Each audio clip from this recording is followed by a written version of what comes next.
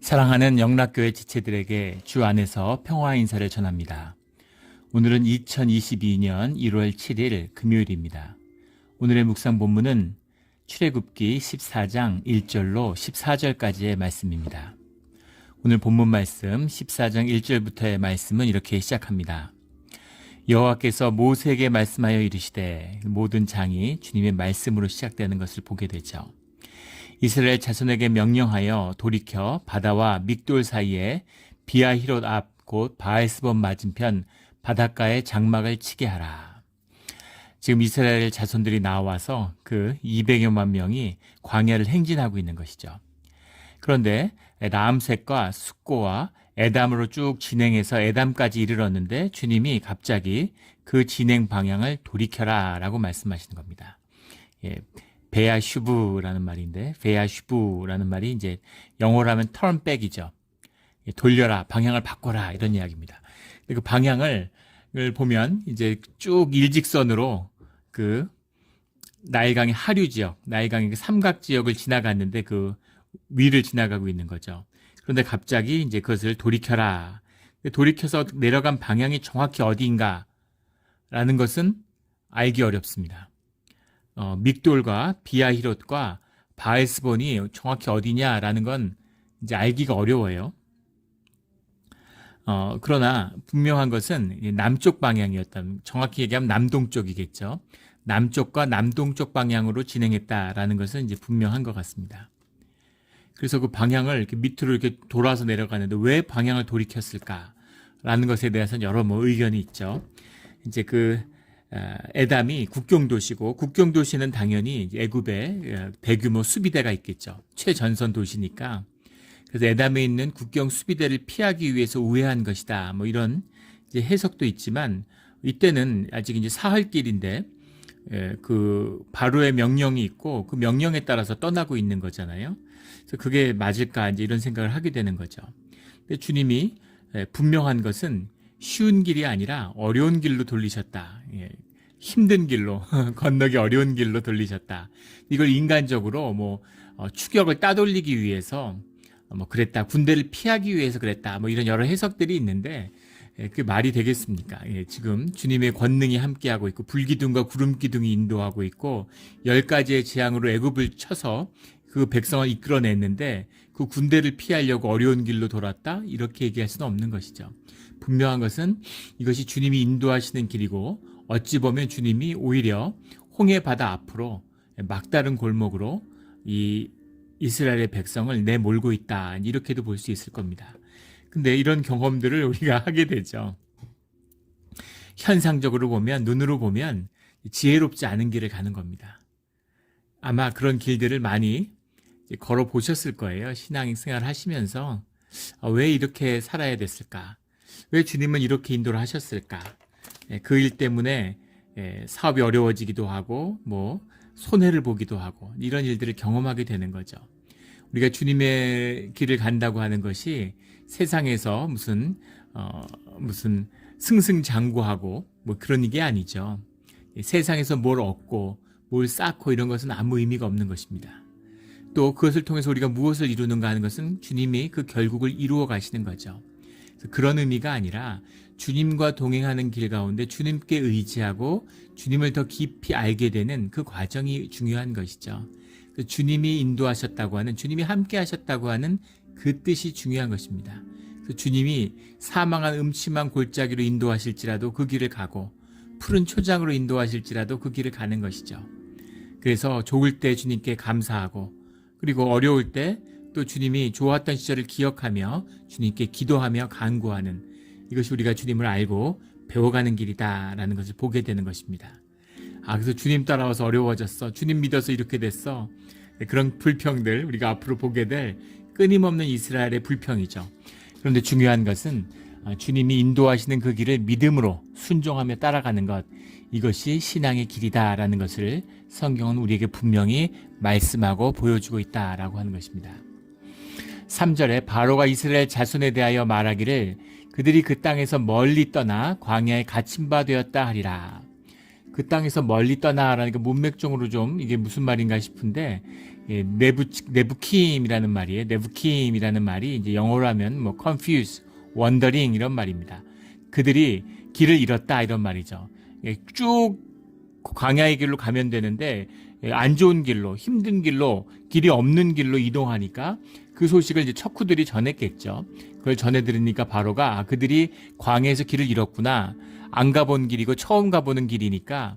근데 안 가보고 처음 가본 길인 건 맞습니다. 이 히브리 사람들에게는, 이스라엘에게는 처음 가는 길이지만 모세는 광야에서 40년을 살았어요. 양치면서. 그래서 광야길을 완전히 꿰고 있겠죠. 아라비아 사막의 전문가입니다. 그런데 길을 잃고 헤맬 리가 없죠. 주님이 그렇게 인도하시니까 이 길은 힘든 길인데, 이 길은 어려운 길인데, 그런데 주님이 인도하시니까 주님의 뜻이 있겠지 하고 순종하고 주님을 믿고 따르는 것이죠. 그런데 바로가 보기에는 그 사람도 완전히 이스라엘 놈들이 처음 나가서 길을 잃었구나 이렇게 생각할 수밖에 없는 것이죠. 그래서 광야에서 길을 잃고 광야에 갇혔구나. 먹을 것도 없고 길도 없고 물도 없고 아주 사면 초각했구나 이렇게 생각하는 거죠.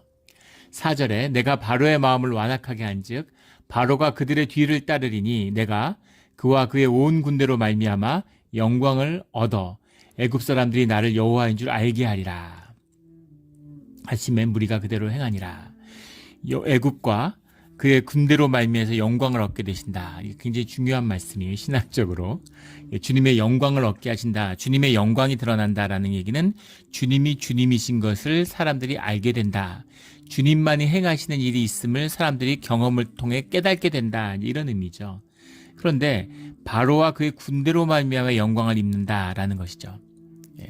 주님의 영광이 무슨 선한 일, 무슨 밝은 일, 좋은 일을 통해서만 드러나는 것이 아니라 또는 주님의 사람, 주님의 믿음에 순종하는 사람들 통해 드러나는 것이 아니라 주님의 섭리 가운데 주님이 주님이신 역사를 드러내는 모든 일이 주님의 영광에 해당된다라는 것이죠.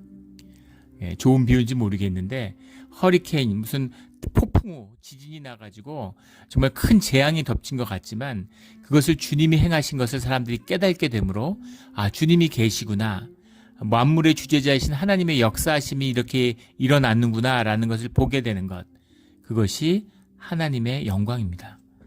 그래서 선도, 악도, 천사도, 마귀도 다 주님의 영광을 드러내는데 쓰임받는 것이죠.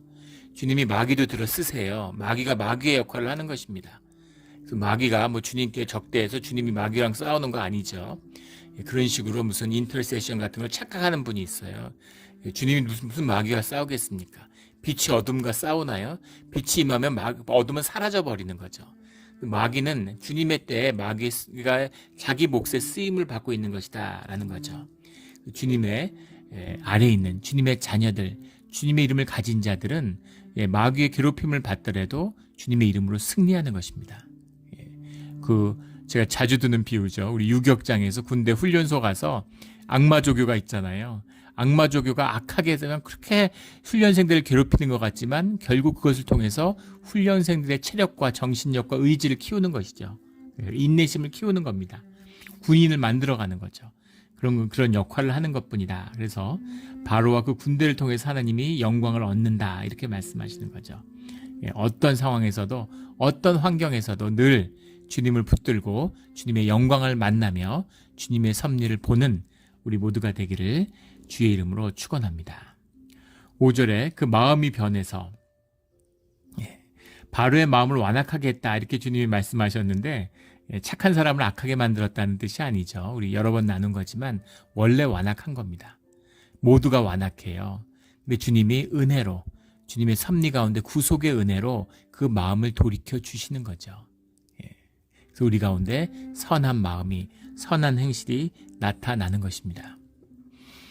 예전에 교회에 한 권사님이 계셨는데 예전 섬기던 교회에 그런 상담을 하세요. 남편이 너무 이기적이라는 거예요. 친정 아버님이 장로님이셨는데 아주 신실하신 분이셨다 그래요.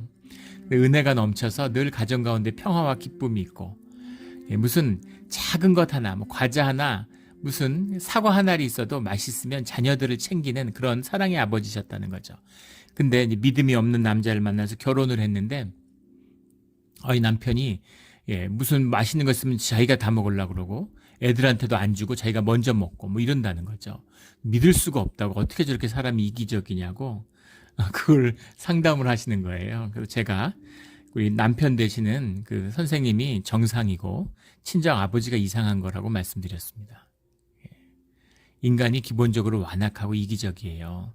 유교 사자 때를 보십시오. 자연 다큐멘터리 같은 거 한번 보세요. 숫사자가 음식을 먹는데 지가 배가 불러야 그 다음에 암컷들이 먹고 새끼들이 먹는 겁니다. 수컷 사자가 먹는데 자식이 같이 와서 먹으면 자식을 물어 죽여요. 그게 우리의 유교이고 우리의 본성입니다. 타락한 본성이죠. 죄성이죠. 우리의 육성이에요. 그것을 돌이키고 그것을 다스릴 수 있는 것이 성령님의 은혜고 하나님이 주시는 사랑인 것이죠. 그것을 다스려야 되는 겁니다. 주님의 특별한 은혜가 없는데 그 바로를 있는 그대로 내버려 두니까 완악하게 되고 점점 악해지는 것이죠. 세상이 악하고 악이 흥왕하는 이유는 주님이 임재가 없고 주님이 내버려 두시기 때문인 거예요. 근데 그들이 마음이 완악해져서 5절에 보면 이스라엘을 우리를 섬김에서 어찌하여 놓아 보내었는가 이렇게 얘기하는 거죠. 놓아 보낸 게 아니죠. 정신승리, 자기를 중심으로 세상이 돌아가는 거죠. 나르시시즘의 핵심입니다. 그래서 지금 살려달라고 사정해서 은금과 의복을 내주면서 제발 좀 떠나달라고 빨리 좀 떠나달라고 이렇게 부탁해서 보냈잖아요. 그런데 우리가 어찌하여 우리를 이같이 섬김에서 놓아 보내었는가. 자기네들이 놔준 것처럼 자기들이 인심 쓴 것처럼 그렇게 생각하는 거죠. 아, 우리가 왜 보내줬지? 그럴 일도 아니었는데 우리가 노예들이었는데 얘네들 왜 보내줬지? 이렇게 되는 거죠. 그래서 마음의 완악함이니까 그냥 두면 안 되겠다. 6절에 바로가 곧 그의 병거를 갖추고 그의 백성을 데리고 갈세. 7절에 선발된 병거 600대와 애굽의 모든 병거를 동원하니 600대는 아무것도 아니었겠죠. 그 르호보암 왕 때 그 역사 애굽의 기록에 보면 1200대의 병거가 쳐들어간 기록도 나오고 또 아수르와 아시리아와 전쟁을 할 때 양쪽이 다 수천 대의 병거를 동원해서 전쟁한 그런 전쟁 기록이 남아 있습니다. 이 전차라는 것이 요즘에 탱크 같은 거 생각하시면 장갑차 이런 걸 생각하시면 되죠. 이때의 전장의 왕이죠. 기병은 아직 위력을 발휘하지 못할 때예요. 기병이라고 하는 것은 이제 말을 다스리는 힘인데 말이라는 걸 다스리게 된 건 등자, 발을 얹어 놓는 그 등자가 나올 때까지는 말 위에서 힘을 쓰고 말을 제대로 다루지 못했죠. 그래서 이때는 기병의 시대가 아니라 전차의 시대입니다. 전차라는 것에 이제 바퀴를 달고 말을 2마리, 4마리 이렇게 매달고 전차 위에 2명 내지 4명이 타게 되는 거죠. 그럼 마부가 기수가 말을 몰고 옆에 있는 사람들이 창을 던지고 활을 쏘는 겁니다. 어마어마하게 비싼 무기였다고 하죠. 오늘날 전투기보다 더 비싼 그 당시 생산력과 수준에서 본다면 엄청난 무기였다는 겁니다. 애굽이 그때 가장 부유한 중세 시대까지도 그렇죠. 애굽이 세상에서 가장 물질적으로 풍요한 곳이기 때문에 이 전차를 만들고 이 전차로 세상을 호령하는 거죠.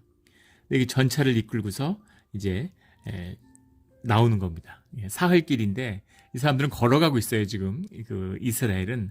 그런데 애굽의 병정들은 마차를 타고 달려오는 거죠. 순식간에 따라잡았겠죠. 그리고 계속 출정을 자주 나갔기 때문에 이 광야의 지리를 잘 알고 있을 겁니다. 그래서 마차를 타고 이렇게 쫓아 나오는 거예요. 이 마차가 따라오는 것을 늦추기 위해서 광야의 길이 아니라 산악길로 돌았다. 이런 식의 이런 해석도 있는데 그렇지 않겠죠. 이런 걸 쫓아서 이제 열심히 이제 몰려오고 있는 겁니다. 8절에 여호와께서 애굽 왕 바로의 마음을 완악하게 하셨으므로 그가 이스라엘 자손의 뒤를 따르니 이스라엘 자손이 담대히 나아갔습니다. 담대히라고 해석했는데 베이르도 라마흐라는 말입니다. 베이르도 라마흐라는 말인데 라마흐라는 말이 이제 하이 높이 하일리 이런 말이고 베이롭이라는 말이 이제 손을 들다 raise hand highly 이런 거죠. 손을 높이 들었다 이런 말이에요. 손을 높이 든다고 하는 것이 이제 기도하는 모습이죠. 유대인들은 지금도 그렇죠. 손을 높이 들고 기도합니다. 우리가 찬양할 때 손을 높이 들고 찬양할 때가 있죠. 그게 원래 기도하는 모습이에요. 그래서 기도가 점점 오그라들어갖고 이제는 손을 모으고 고개를 숙이고 이렇게 기도를 하는데 원래는 이렇게 손을 들고 기도를 하는 거죠. 그래서 베이드롭 라마흐라고 하는 것은 하나님께 간구하며 하나님께 의지하며 이런 뜻이죠.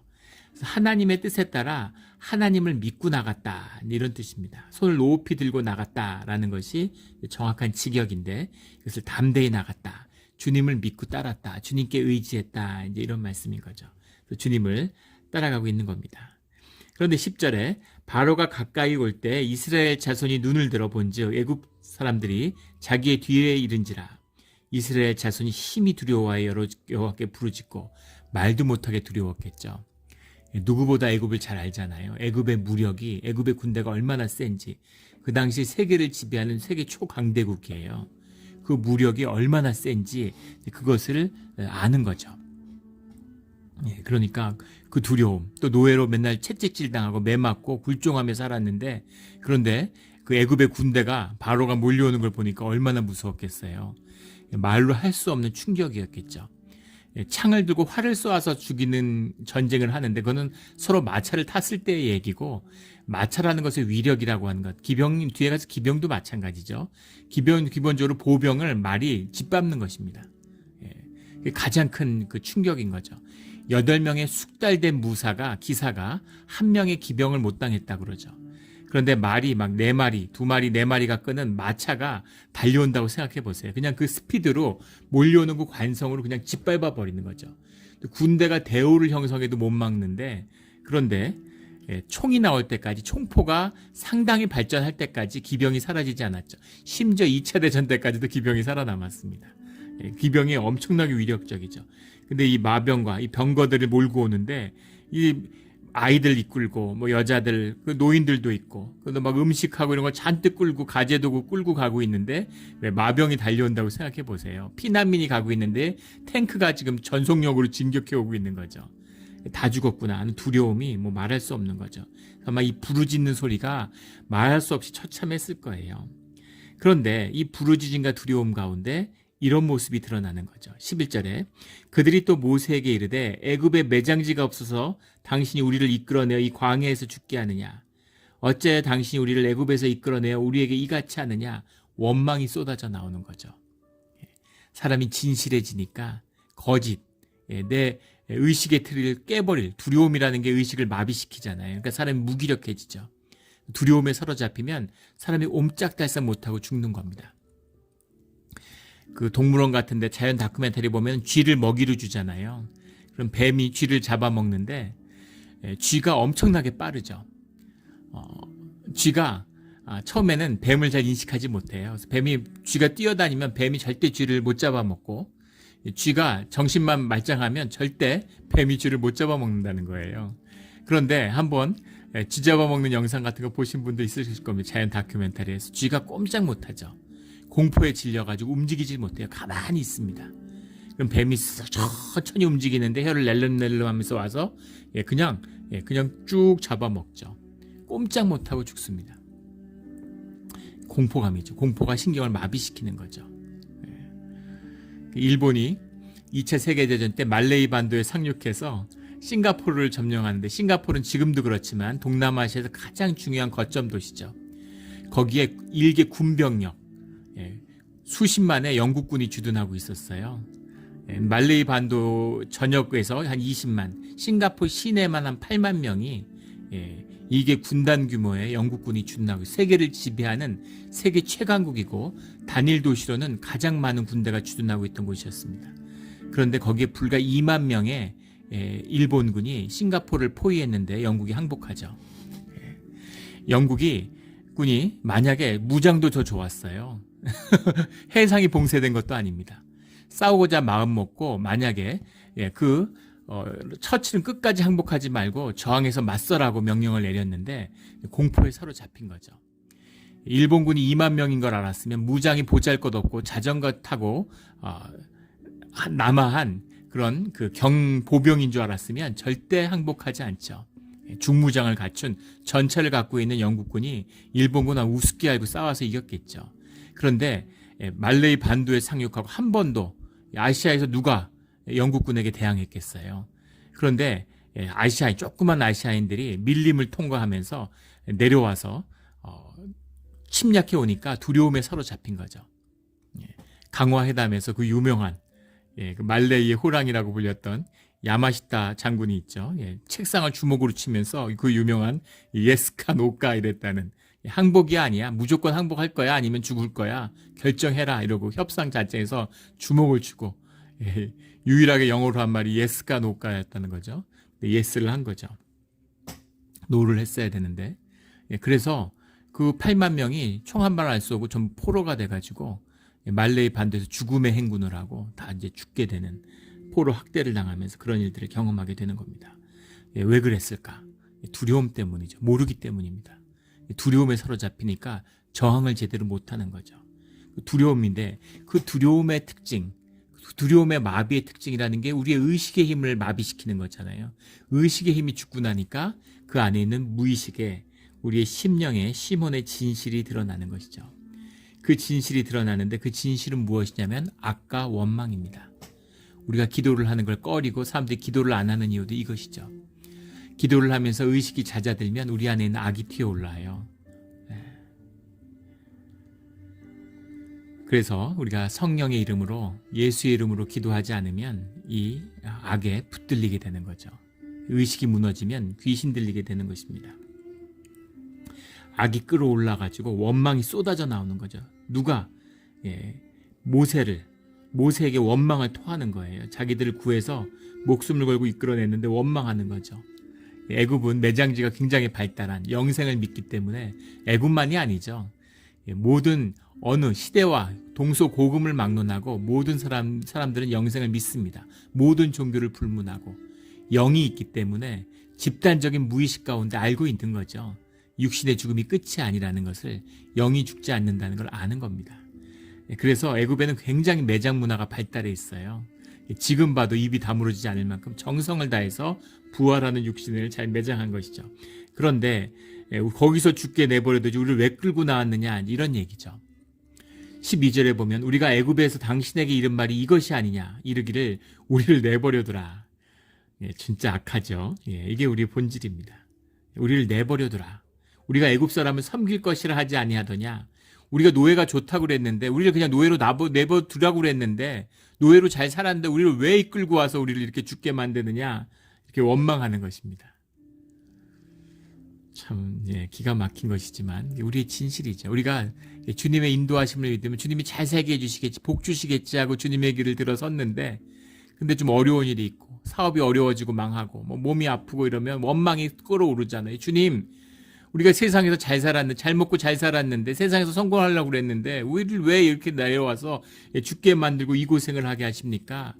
이렇게 부르짖는 것이죠. 우리를 내버려두랴. 우리를 세상 노예하는 게 좋았는데 왜 우리를 자유인을 만들어서 우리를 힘들게 하느냐, 이런 것입니다.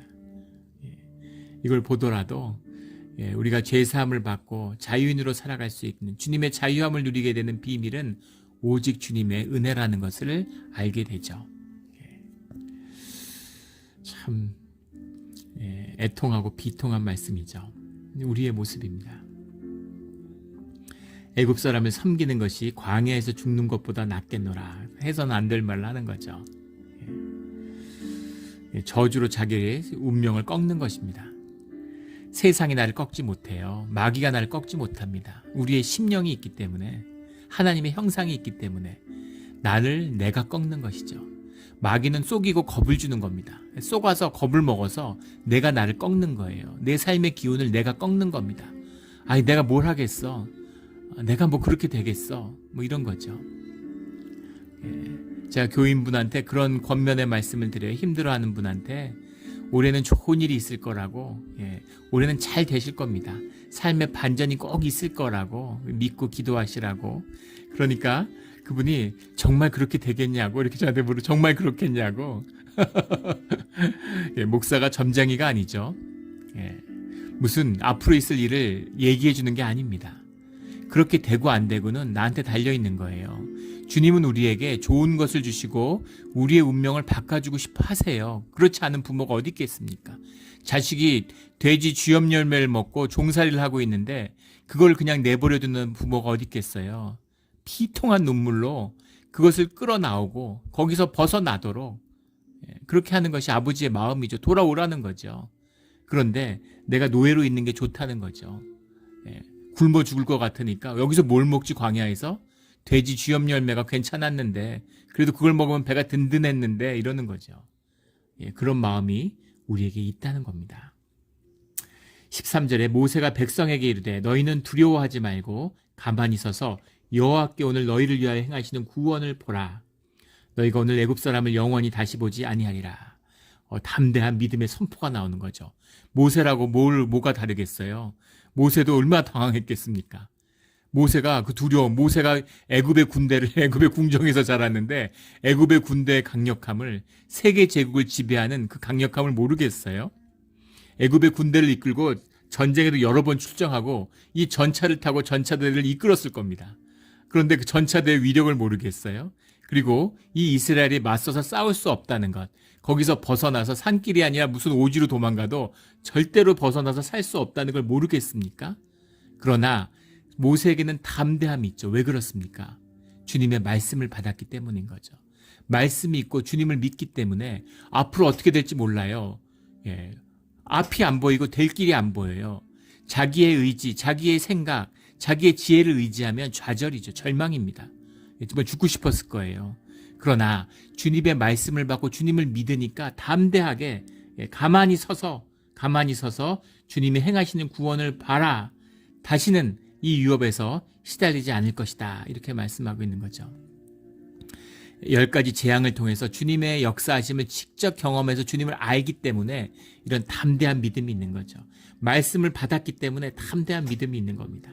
가만히 서서 여호와의 오를 오는 것을 봐라. 14절에도 가만히 있을지니라, 똑같이 가만히라고 해석했는데 전혀 다른 말입니다. 13절에 나오는 가만히라는 말은 야치부라는 말이에요. 야치부라는 말은 영어로 하면 take one stand 이런 겁니다. 서 있어. 그 자리를 지켜라 이런 말이죠. 그 자리를 잘 지켜라라는 게 아무것도 안 하고 가만히 서서 진짜 무슨 일이 일어나나 그걸 한번 지켜봐라. 관전이라고 그러죠. 관전이란 말이 이제 일본에서 나온 한자어인데 그 중세 시대에 이제 다이묘끼리 싸우는 거죠. 농번기에는 일손이 바쁘니까 이제 열심히 농사짓고 겨울이 되면 이제 군대를 이끌고 나와서 싸우는 거예요. 그럼 농민들은 뭐 누가 이기든 상관없는 거죠. 이 사람이 이기든 뭐 저 다이묘가 이기든 어떤 영주가 이기든 아무 상관없습니다. 도시락을 싸가지고 농한기니까 들판에 나와서 누가 더 잘 싸우는 전쟁 어떻게 하는지 보면서 밥을 먹으면서 전쟁을 구경하는 거예요. 그것이 관전이고 그 관전에 관한 이야기가 이제 관전평이 되는 거죠. 그게 이제 우리말에도 깊이 들어왔는데 그렇게 서서 왜 싸우는가에 봐라라는 의미가 아니라 너희도 그 자리를 지켜라라는 얘기죠. 군대입니다.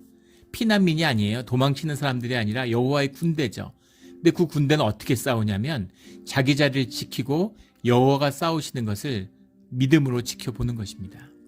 이것이 싸움이에요. 이것이 싸움입니다. 우리 교회에 우리 이제 새해가 돼서 재직 부서장들을 이제 지난주에 우리 주보를 통해서 이제 임명을 했습니다. 예배 가운데. 근데 부서장들을 이렇게 요즘에 뭐 그런 분이 없는데 처음에 부서장들을 와서 세우면은 무슨 일을 해야 되나요? 이렇게 얘기를 하세요. 무슨 일을 하냐고. 또 저는 뭐 일할 줄 모르는데 또 뭐 그런 얘기들 많이 하세요. 우리 뭐 영락교회 교인들은 알아서 하는 건 못해도 목사님이 시키면 뭐든지 열심히 한다고, 순종하기 때문에 시키는 일은 다 열심히 한다고 이렇게 얘기를 하시는 거예요. 그럴 때마다 제가 드리는 말씀이 있는데 시켜서 하는 일은 의미가 없고 자원하는 심령으로 해야 된다. 목사를 위해서, 교회를 위해서 하는 게 아니죠. 하나님을 위해서 또 나를 위해서 하는 것입니다. 주님의 은혜예요. 자원하는 심령이 축복입니다. 그 교회에 와서 청소하고 가시고 또 와서 풀 뽑고 가시고 이런 분들, 그게 얼마나 복된 것입니까? 주님을 기쁘게 해드리는 거죠. 주님이 기쁘시고 우리에게 그것이 생명의 축복이 되는 거죠. 그런 것입니다. 그리고 주님과 함께하는 것은 또 프레젠스다. 뭘 일을 해서가 아니라 주님이 하시는 것을 함께하는 것이라고 말씀을 드려요. 뭘 하겠습니까? 무슨 대단한 일을 하겠어요? 주님이 하시는 곳에, 기도하는 자리에, 예배하는 자리에, 봉사하는 자리에 함께하는 것이죠. 그래서 그 자리에서 주님이 하시는 일을 보는 거예요. 주님이 하신 일을 보는 겁니다. 예전에 제가 유럽에서 영국에서 공부할 때 이제 파리에서 이슬람 지역에 사는 그 파리 SOS라고 하는 그런 단기 선교에 참가한 적이 있습니다. 한 2주 정도 진행했던 것 같은데 그 이슬람에 있는 빈민 지역이에요. 파리 외곽 지역에 거기에서 이제 노방 전도를 하는 프로그램이었는데 아침에 모여서 열심히 이제 기도하고 예배하고 나가죠. 근데 노방 전도 쉽지 않아요. 예, 근데 참 인상 깊었던 건 거기에 이제 강사로 오셨던 그런 선교사님이 있는데 할머니세요. 이제 평생 선교하신 분이시죠. 선교사님이신데 근데 같이 열심히 예배 드리는데 어떤 날은 오전이 다 가도록 예배만 드리는 겁니다. 계속 기도하고 그럼 언제 나가서 이제 일하려고 계속 이렇게 기도만 하면은 언제 밖에 나가나 이제 이렇게 되는 거죠. 근데 나가서 일한다고 되는 게 아니죠. 기도입니다. 주님이 움직이시는가 그게 중요한 거예요. 근데 그걸 실감했던 게 하루는 나갔는데 그날따라 왜 그런지 사역이 안 되는 겁니다. 근데 방해가 심하고 막 집시들이 와가지고 집회를 하는데 막 그 사이에 막 섞여서 춤을 추고 노래를 부르고 그 예전에도 한번 나눈 적이 있었던 것 같은데 이 큰 그 이제 술을 파는 맥주를 이제 이런 그 통 같은 데다가 이렇게 백에다 큰 박스에다 담아서 이제 걸머지고 다니면서 얼음물에다가 이제 맥주를 파는 사람인데 이 사람이 와가지고 맥주를 따서 그걸 막 뿌리는 겁니다.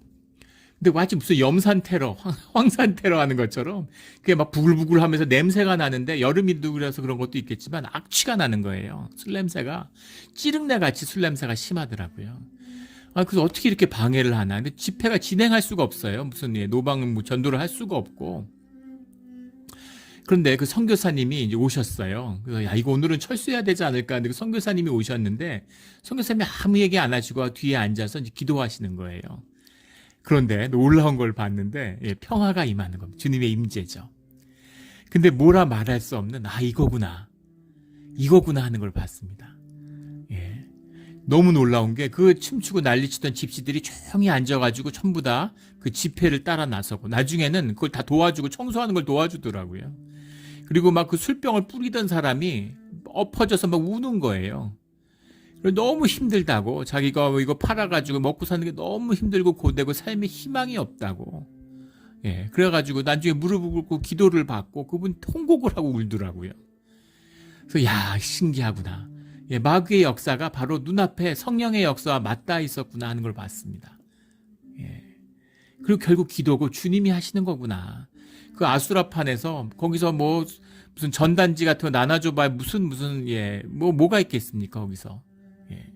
사람들이 받아가지고 다 쓰레기통에 버리는데 성령의 역사구나 주님의 역사구나 하는 걸 봤어요.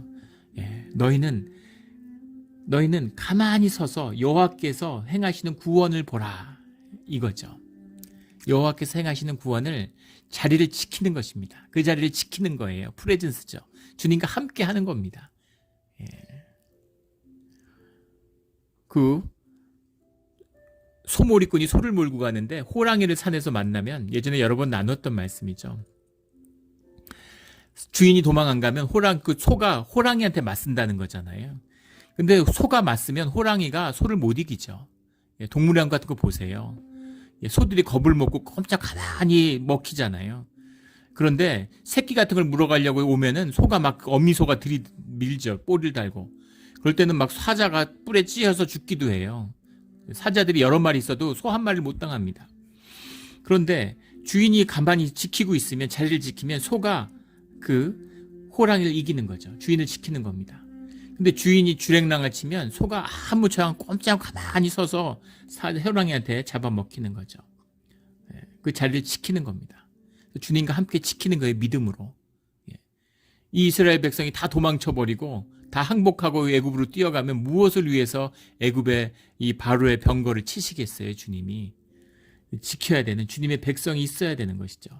가만히 서서 행하시는 구원을 보라. 가만히 서서라는 게 무기력하게 이런 의미가 아니라는 것이죠. 두려움에 맞서서 두려움과 싸우고 믿음을 지키라는 거죠.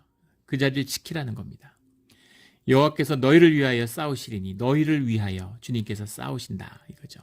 너희는 가만히 있을지니라. 가만히 있을지니라라는 게 카리순이라는 말인데 13절에 힛 야츠부라는 말은 자리를 지켜라 이런 말이라면 14절에 가만히라는 말은 탁 칼이 쉬운이었는데 이건 진짜 조용히 be silent입니다. 입을 다물고 막 투덜대고 떠들지 말고 가만히 있으라는 거죠. 두려움에 무너지는 특징이 이 투덜대는 겁니다. 입으로 나오면 입이라는 게, 이 말이라는 게 영적인 거기 때문에 이 말이 자기를 묶어요. 예. 아유, 못 살겠네, 힘들어 죽겠네, 이런 말은 입에 담아서도 안 됩니다. 예. 어릴 때 아이들 키울 때 그런 소리 하면 이 손바닥으로 애들 엄마가 입술을 탁 때립니다. 예. 입술이 기억하는 거죠. 두 번 다시 그런 말 하지 말라고. 절대 상황이나 조건이 환경이 어려울 때 부정적인 말을 하지 말라는 거죠. 그 부정적인 말, 그 부정적인 자신의 영적 기운이 자신을 꺾는 겁니다. 부모가 자식을 죽여요. 아이고 저놈의 자식이 뭐가 되겠나, 내가 왜 이러려고 뭐 미역국 먹었나, 이런 소리를 하면 자식이 죽는 겁니다. 영을 죽여요. 사람을 누가 죽입니까? 하나님의 형상을 받은, 하나님의 호흡이 들어가 있는 영이 있는데, 근데 자기의 영으로 자기의 심령이 자기를 죽이는 것이죠. 마귀에 속아서 겁먹어서 그러는 것이죠.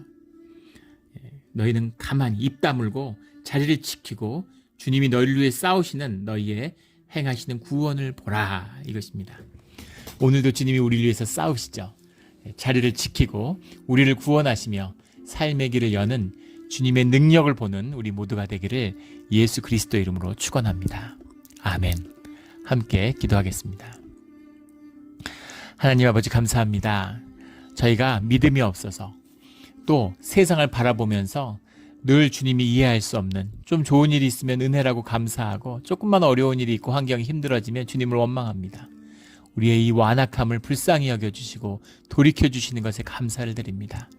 주님, 세상에 두려움과 재난이 닥쳐오면 주님을 원망하고 또 주님을 미워하는 말을 서슴지 않는 우리의 완악함과 이 더러운 입술이 있습니다. 제단의 숯불로 입술을 찢으시고 늘 찬양과 경배로 주님을 높이며 주님의 능력이, 주님의 임재가 떠나지 않는 우리의 삶의 자리가 되기를 소원합니다. 감사하며 예수 그리스도 이름으로 기도드렸습니다. 아멘.